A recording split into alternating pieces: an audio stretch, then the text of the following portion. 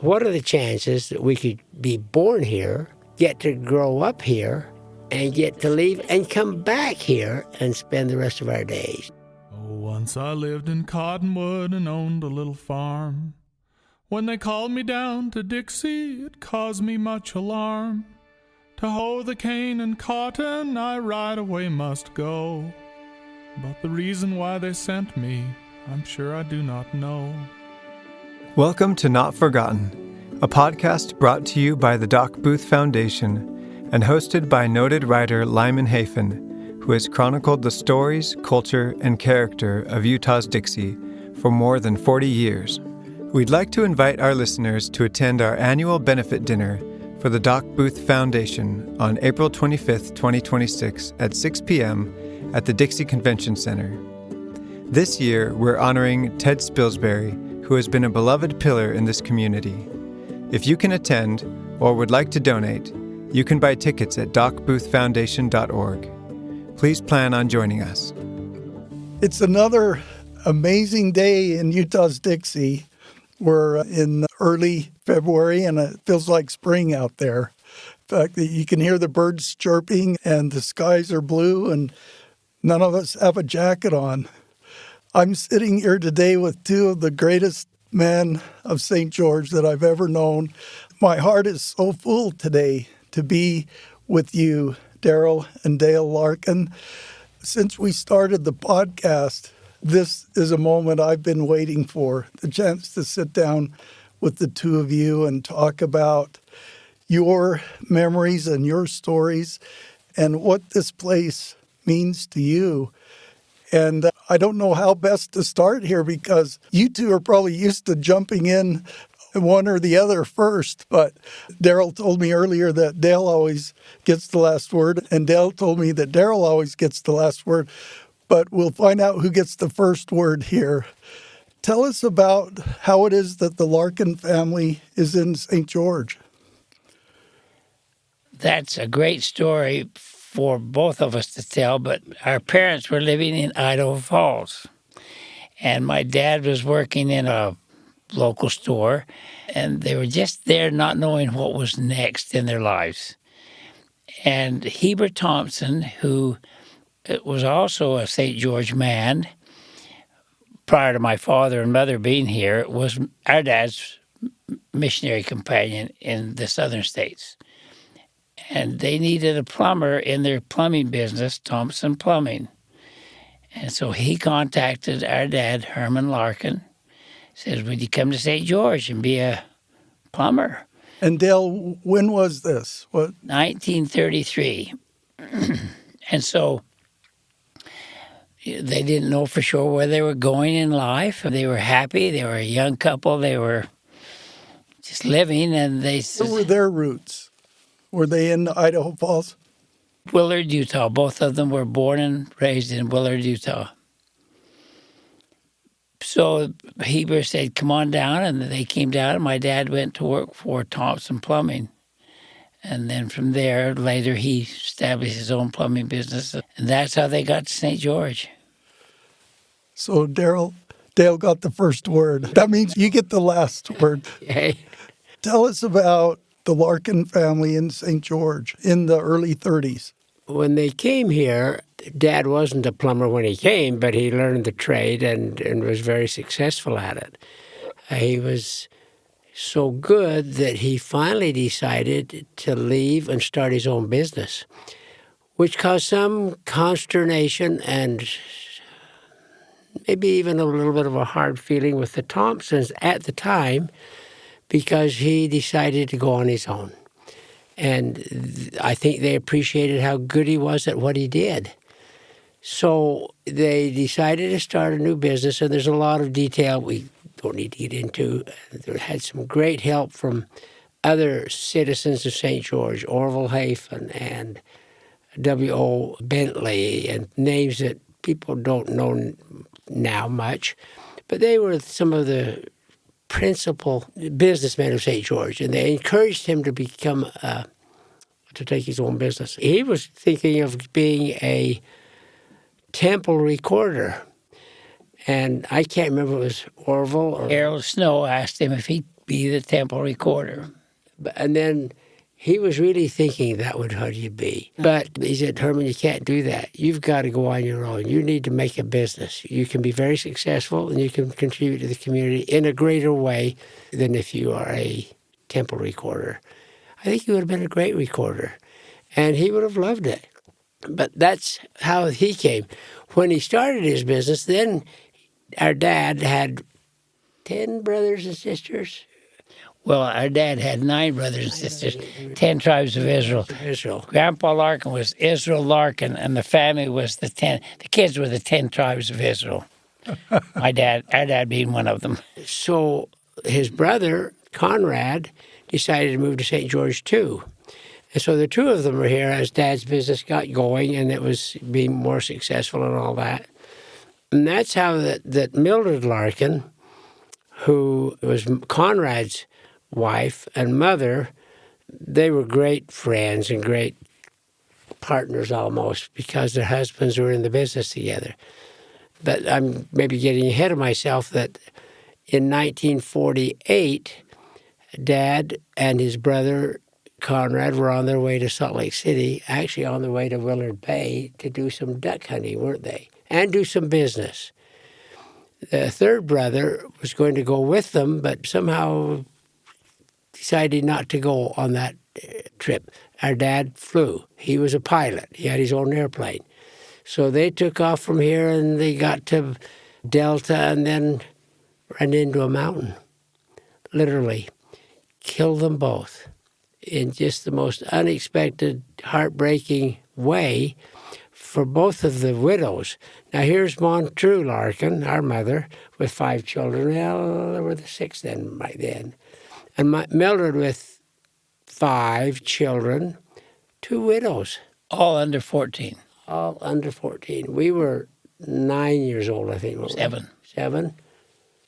So the two of you were 7 when your father died, and your uncle. And Gray, who many people know because our brother Gray was a city councilman and a mayor in St. George, and just a real good businessman, Dale, and you can tell about their business. But that left Gray in our family to be the breadwinner along with Mother. He was 12, and Barbara was our sister, Dale and I, Catherine, our sister, and a young brother, Lynn, who later died in childhood, like in 2 or 3 years old.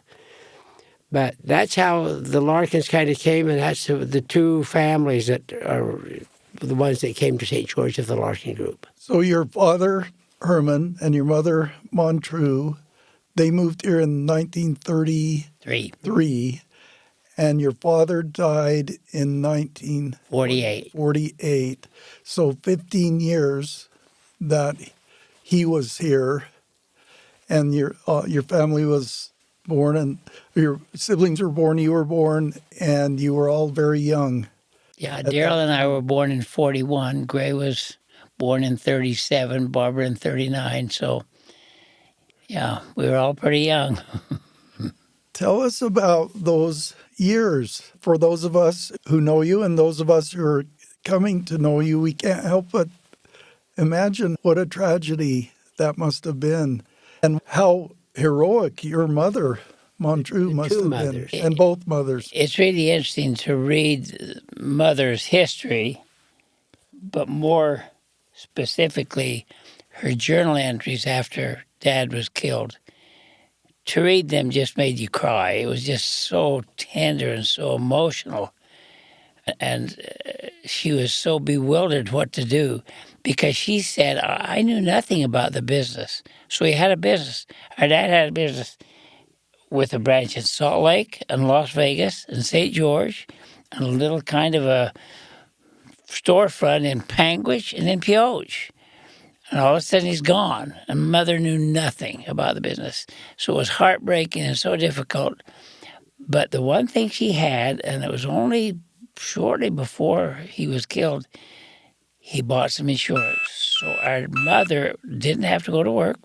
She raised us. She was home with us until we got in high school. And she was an absolutely wonderful mother, but it was hard. Mildred, by the same token, had to go to work because Conrad had no insurance. So she raised her boys, and they were all boys, while Mother was raising our little family. Difficult, but because of lack of memory or whatever, it just seemed like everything was wonderful as we grew up.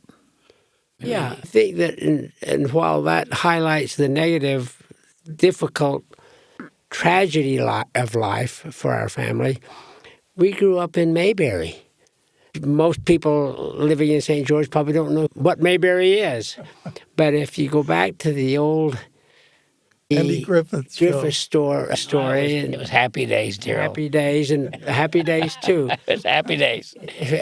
Mayberry was the apocryphal, idyllic place to grow up, and St. George was that way. We loved growing up. You could ask anybody that grew up with us, though, all of our classmates.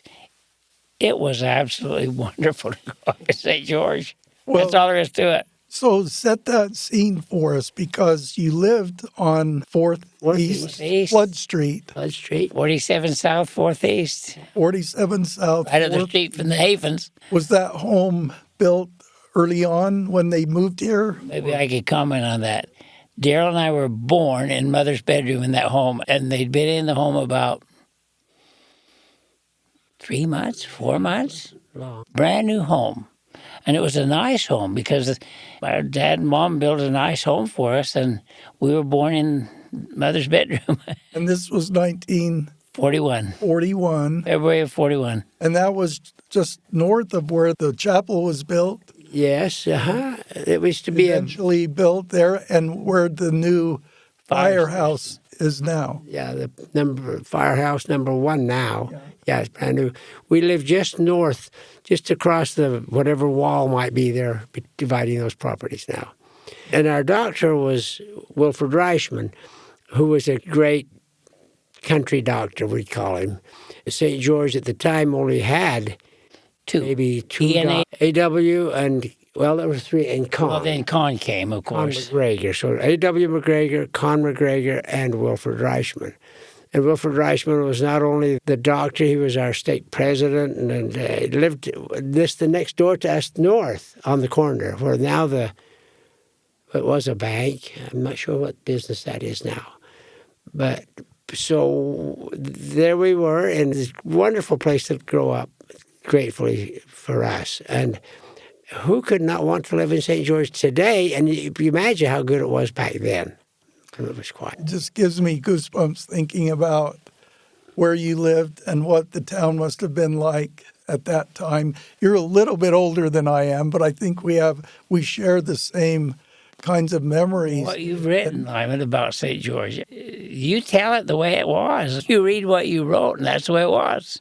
It was so good. I haven't known you all my life, but I've known of you all my life. And I've known what you have meant to this community. And I've also known what your dear, wonderful mom meant to this community. But I'd love to go back and maybe just have you continue to tell us about those boyhood days. You're emerging from this tragedy, really a tragedy that affected the whole community. And yet it seems like maybe the community put its arms around you. Let me just say, the reason it was so good is the people who were our mentors, our primary teachers, our young men, young women leaders, the bishoprics, the neighbors. It was amazing. When we think of the people that we grew up with, friends, and then we think about the people who took care of all of us, because we had we never felt like we were deprived in any way. Even though our dad was gone, I don't know that we ever even knew that we weren't just as well off as anybody else. Seriously. People like Frank Holland, of course, Elder Jeff Holland's dad. There's another story because Jeff is our classmate. We grew up together. But Frank Holland and Doug Quayle and Norm Talbot and Lester Goober. These guys were they put their arms around you and their families, and You just grew up in a good in environment. Mayberry in happy days. So we never knew that it was anything except just wonderful. Well, your mom must have had a lot to do with that. I can't imagine what she went through, and yet she raised this amazing family. She was a remarkable individual. People who knew Montreux Larkin, and Mildred too, recognize her as just an icon in this community.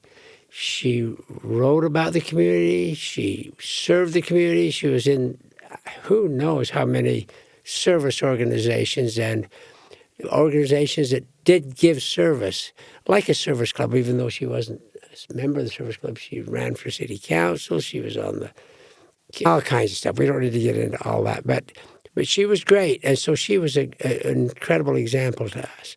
And she let her family know that service is the cost you pay for living in this area, in our town. I'm just thinking back how the town was like when we were growing up. Flood Street was a mud street. It was truly a flood street.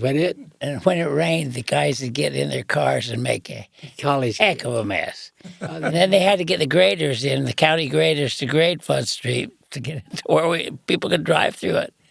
It was one of the things about Mother was that she said, if Herman hadn't been killed, I would have never accomplished the things I did.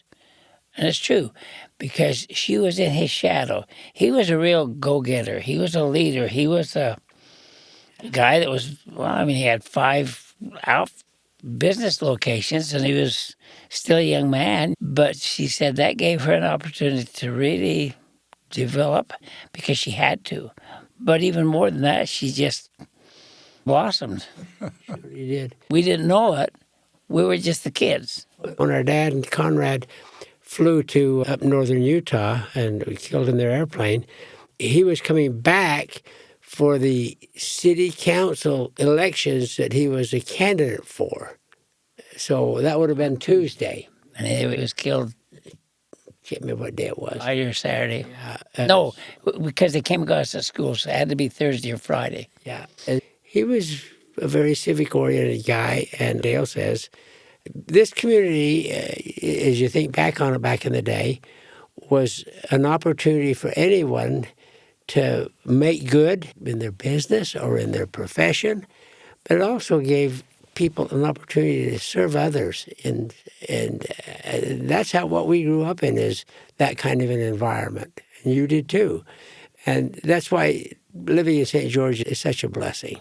Well, I think by the time I came around, Flood Street was pretty well asphalt all the way across. Yeah, all the way. It wasn't muddy. Missed out on all the fun. South. Yeah. Missed out on And that's where I grew up, was on 600 South, and then it got muddy from there on. But you look at the Sun Bowl, and now that's being redone, and you think about those Lions, those guys who built that thing. How the heck did they do that? And they did it all by hand. Yeah. The community just came together, all those wonderful community leaders, and built the Sun Bowl right next to it. If you'll remember, but you lived across the wall from us. We lived in Rogers Circle, and you lived on 600 South, and your great parents, we loved your dad and mom. Your dad's still alive, right? Your mom's gone. And I love the story about her doing the marathon. That was so cool.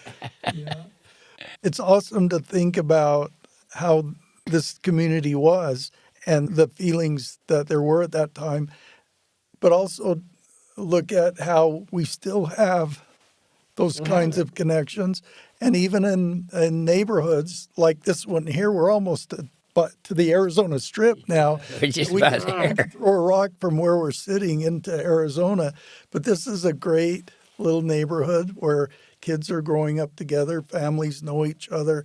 There's a real community spirit. You have to realize, we all have to realize, how blessed we are to live here, because things haven't really changed. It's grown, like you say, but it's still got this community spirit and community activity and community service orientation Now, of course, things have changed because we don't know everybody. You go to a restaurant now, you don't know everybody. We used to know everybody that we saw because it was just a little town. Well, take us back again to those days on Flood Street when it got muddy, and that was literally the drainage for the whole valley. Everything came into off the Flood Red Street Hill. and then ran south. But what kinds of things did you do as boys living there? Well, I don't know that we did so much different that the kids can do today, except we had total, absolute freedom. Your mother didn't worry about you. About the time it got dark, she called out the door and see if she could find you with the other kids in the neighborhood. And there was no lock on your door that was ever used. There was no lock on your car that was ever used. It was just everybody trusted everybody and got along. It was such a good experience to be able to play games together and build underground huts as we do, or build a hut in somebody's barn. Donnie and Ronnie Pym's up there behind their house, they had a barn, and you'd go up into the eave of the barn and you'd build a kind of a place to congregate as kids in the neighborhood. Wow. And that's something, of course, that's gone now. But Where the church was, when the 5th and 6th Ward Chapel got built, before that we had a baseball diamond out on that corner. Really? That's where Brent Pickett lost his teeth. Remember he got hit in the teeth? it wasn't an official one, it was one we made. Yeah, it was On just the- a homegrown. It was a lot. It was a But vacant building lot. those huts, you dig down in the earth and cover them over with wood. Your hut would go all over the place. And We thought we invented that, Dale, no. down on 600. We thought we were the first ones to oh do no! that. You were doing that And years then, before and I we was had A long line. and we had a basketball court. It's just nothing special, but everybody played basketball. We played Run Sheepy One when they built the chapel down in the basement. Life was just happy, just fun. Tell us about some of the boys in the neighborhood. You mentioned at that time it would have been Jeff Holland. We call him President Holland now, and he's now passed. But who were some of the boys that... Well, we were the class of 1959 high school, Dixie High School. And by the time we got to that point, there was only one high school in St. George. There was only one elementary school in St. George. There was only one, there wasn't even a middle Only school. one of anything. Only one of anything, one college, etc. But Jeff Holland lived up the street from us, about a block and a half. Others that you might know is Alan Boyack, who was considered a successful attorney in St. George.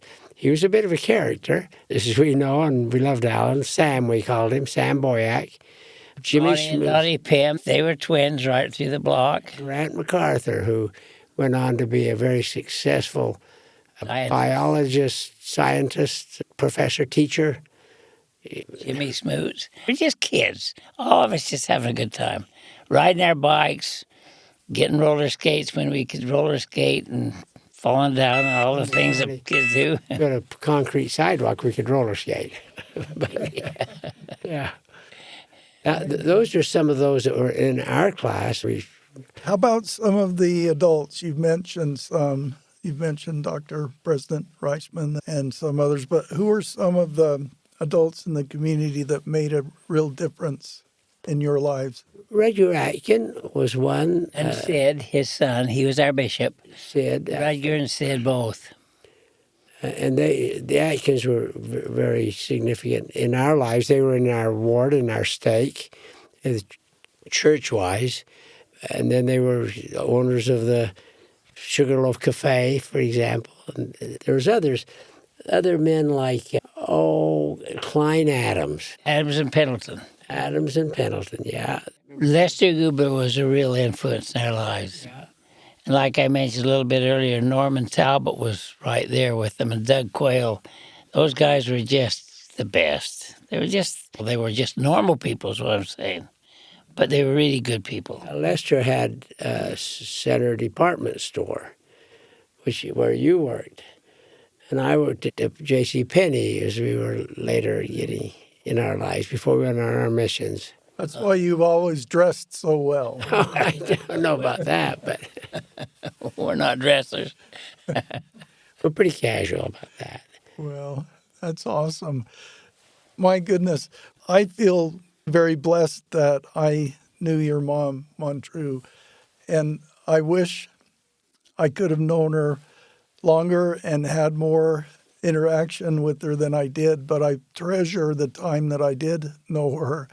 And she was one of those special people in my life who made me feel so good about who I am and what I'm attempting to do, and so supportive and just so loving and caring.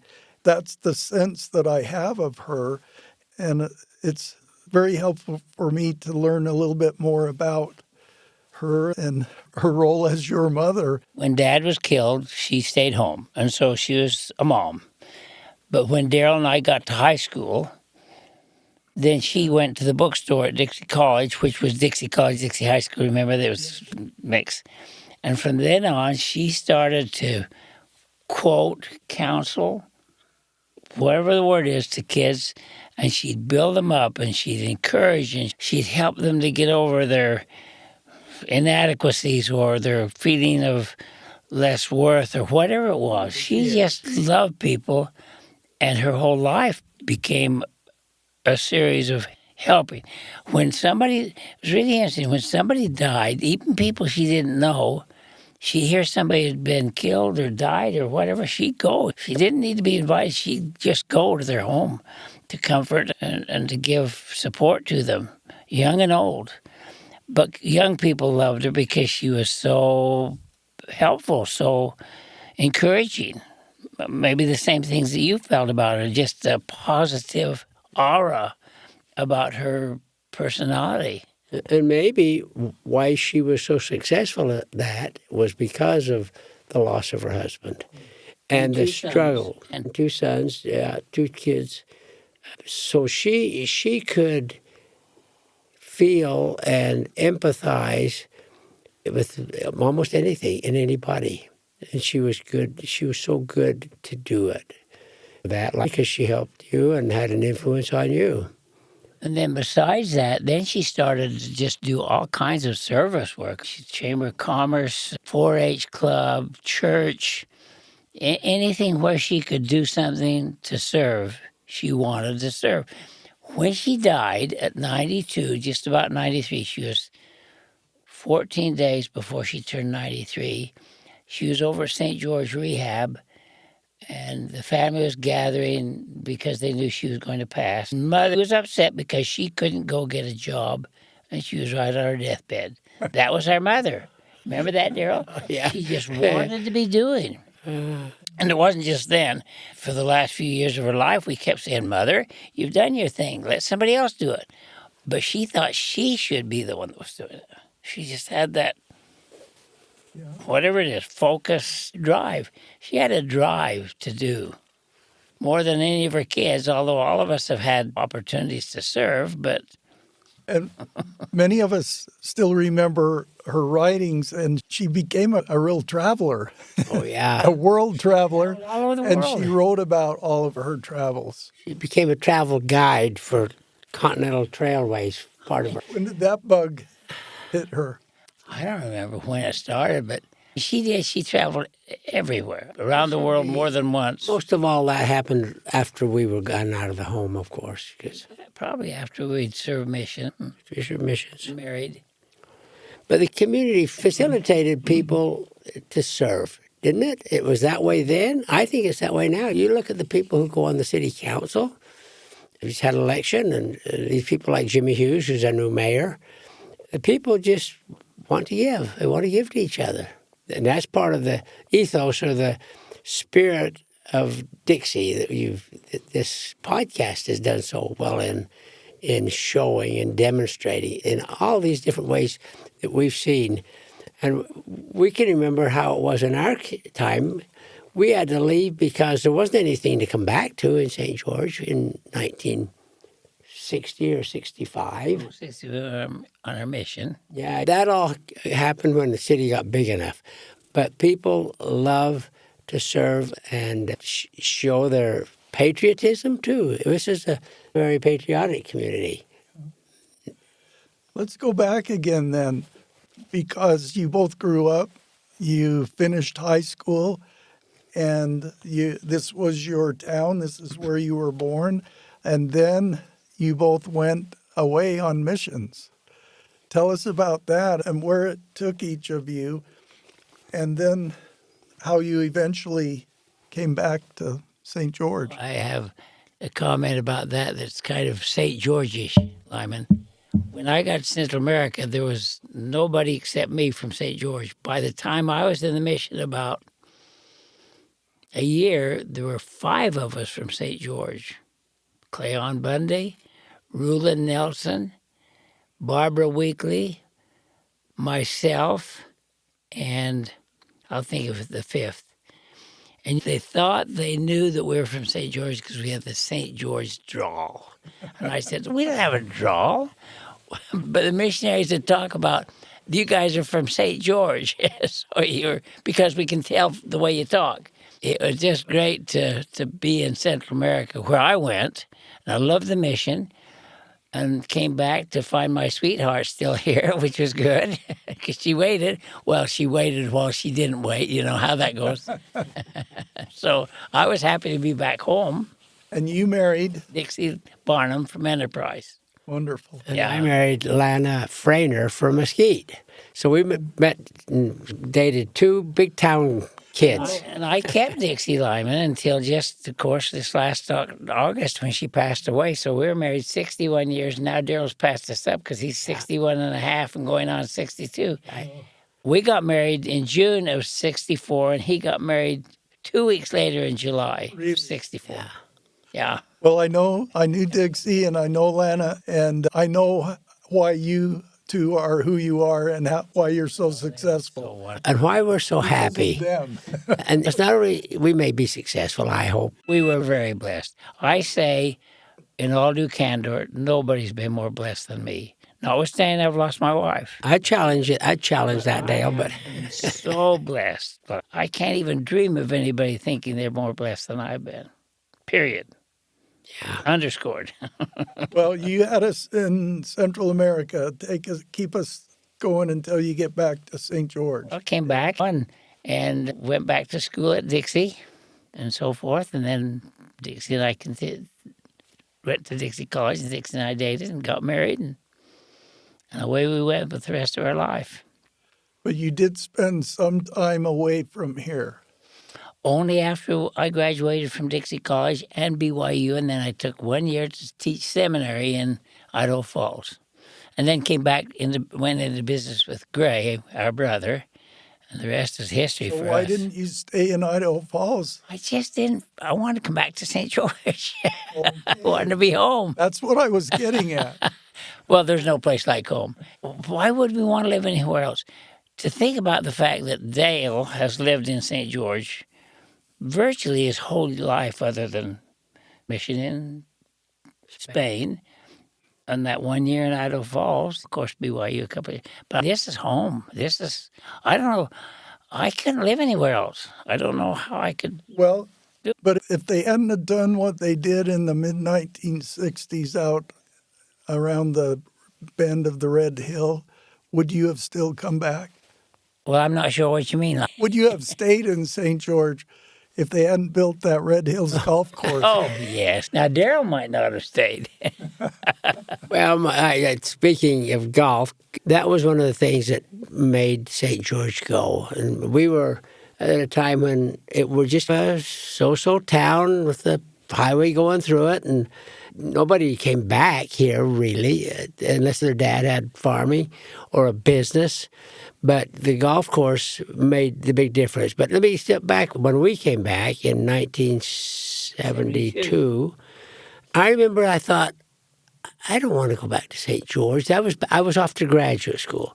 When you go to graduate school, and if you're in political science, which I was, that's maybe not a good field to be in, because you become, the way I feel about it now, you become so liberal.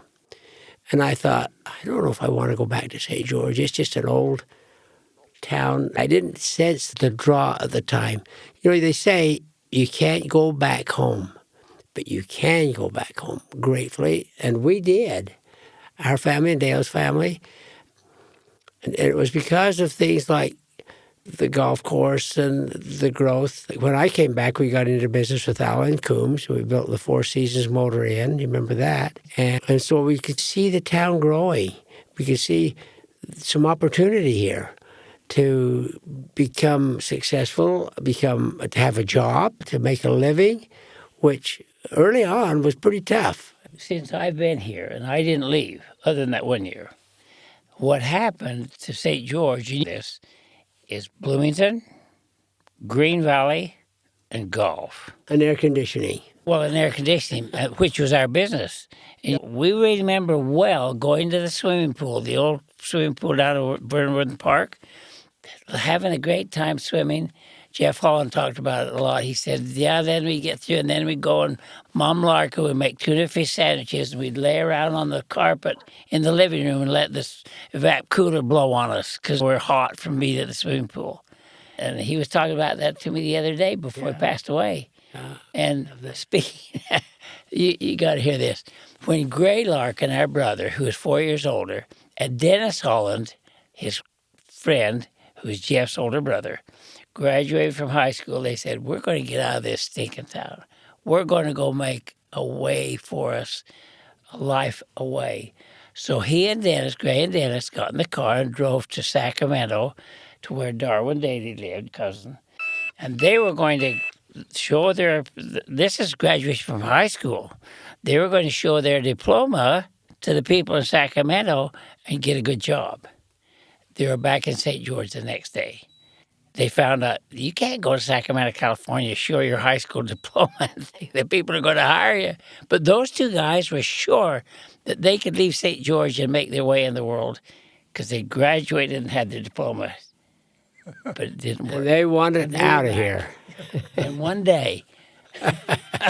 They were back. They were back. But we came back because this is where we wanted to be. I really wanted to be in St. George. And Darryl did too, obviously. My opportunity to come back after graduate school, we spent 3 years in Santa Barbara, California, got a master's degree and got ready to get the doctorate degree. And I said, I don't want to do this.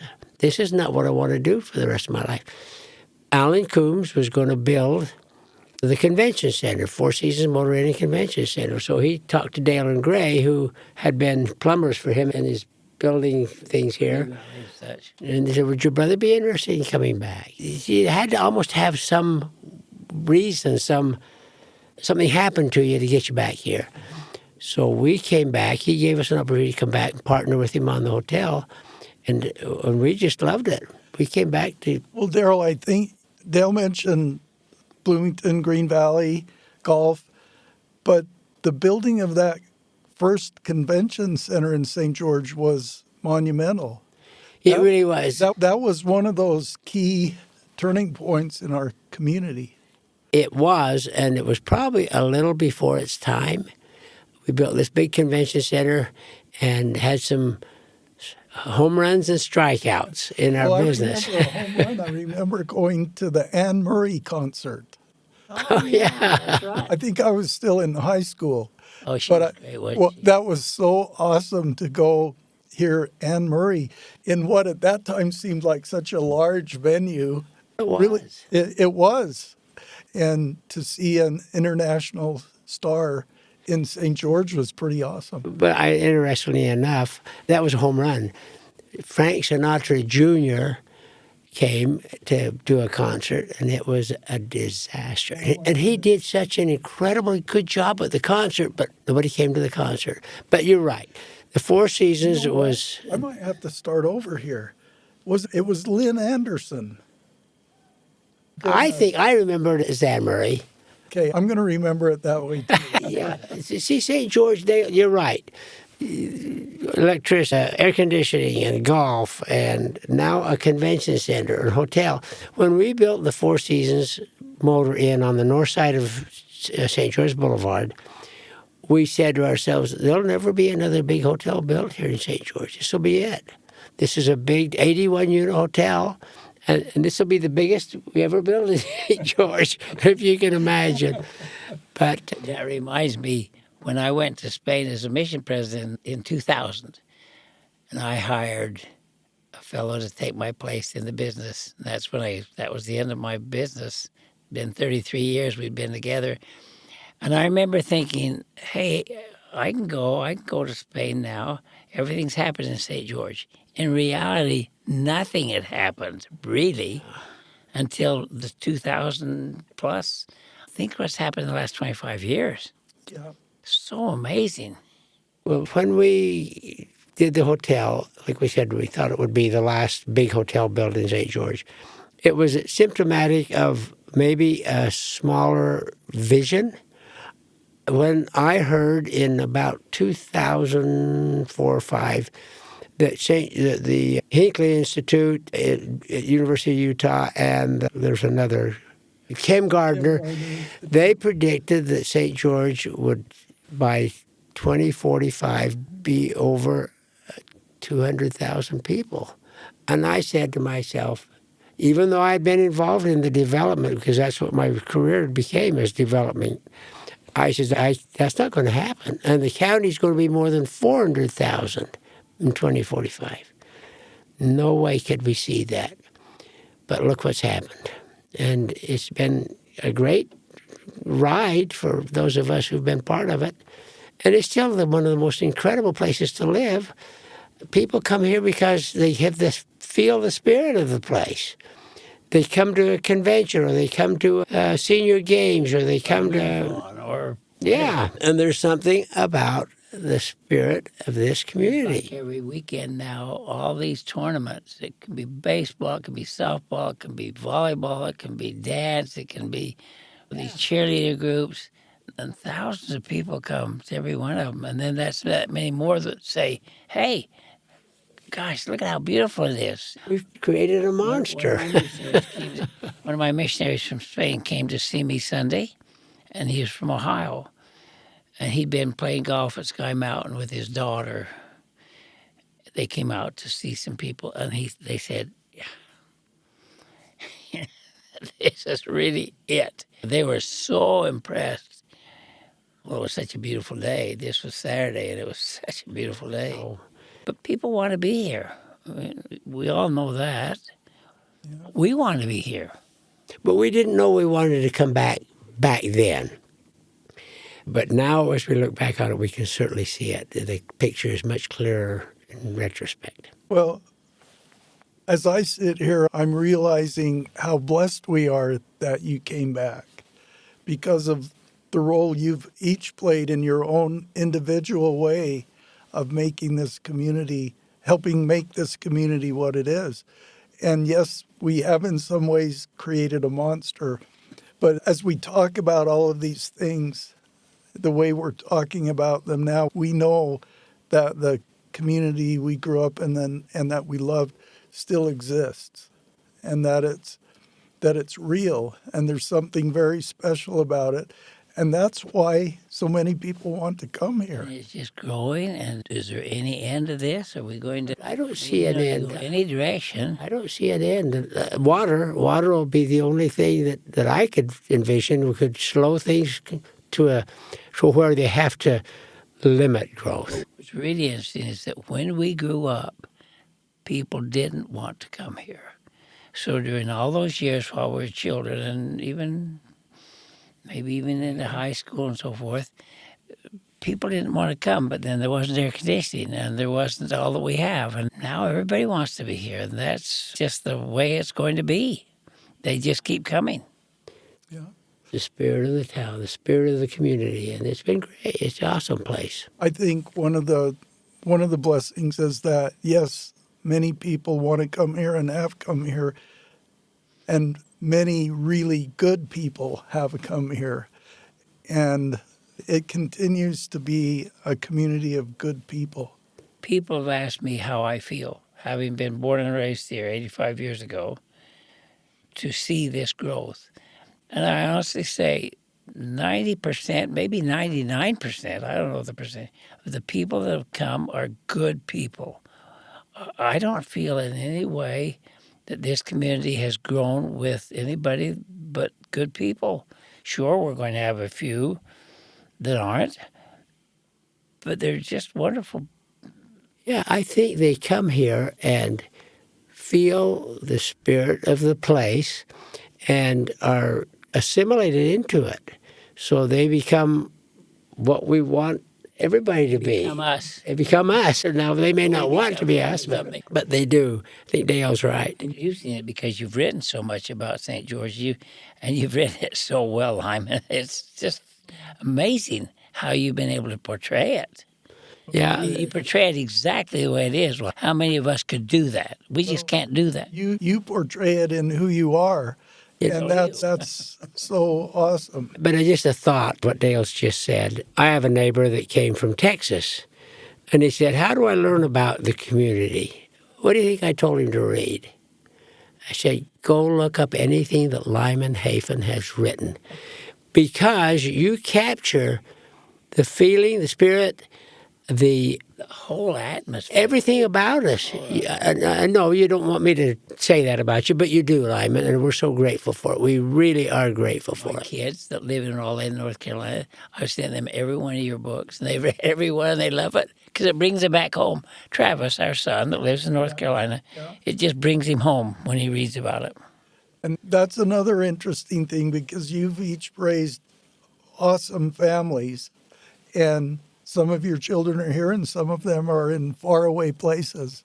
But most all of ours they've all come back. Or they didn't. Some of them didn't leave, but they want to be here. And Dale, all of yours. Well, Travis, he's the only. I've got 4 of my 5 here. Well, you've got all 5 of yours. Well, 4. Yeah. That says an awful lot right there, because they're all people who could be successful anywhere in the world, but they want to be here. Yeah, they made us proud. It's home. Yeah. As we wind this down, maybe you could get a little philosophical about what this Dixie Spirit is and what it means to you. Well, maybe I could look at it in a little different direction. It has to bring religion into effect. It's the Spirit of Jesus Christ that blesses this community. The people who came here, who settled here, who struggled mightily, oh my gosh, how grateful we have to be for them. They were followers of Jesus Christ. Now, you may want to have a different religion bent to it, but these people did, and they stayed, and they made it a place where we could come. And I think the spirit of the place has to do a great deal with the Spirit of Jesus Christ, of giving, of serving, of loving, of helping, forgiving other people, and helping us be better than we are. That's what I think a great part of this community is, if I may say so.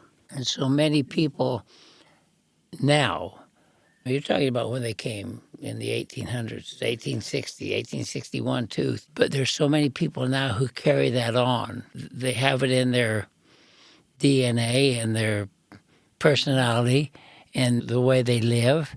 So that continues. I think back when the Dixie Center over at the college, when they had that Dixie Spirit project, and those guys, it was amazing that they accomplished things that other people can't do because they had this, quote, Dixie Spirit of giving and serving and working. It's like the Lions Club and the Spirit of Dixie Committee. We served on that Dixie Spirit Committee. Guys like Jay Enns. Now, there's a man who had a profound effect on the community in his own incredibly fun way. But he was a character.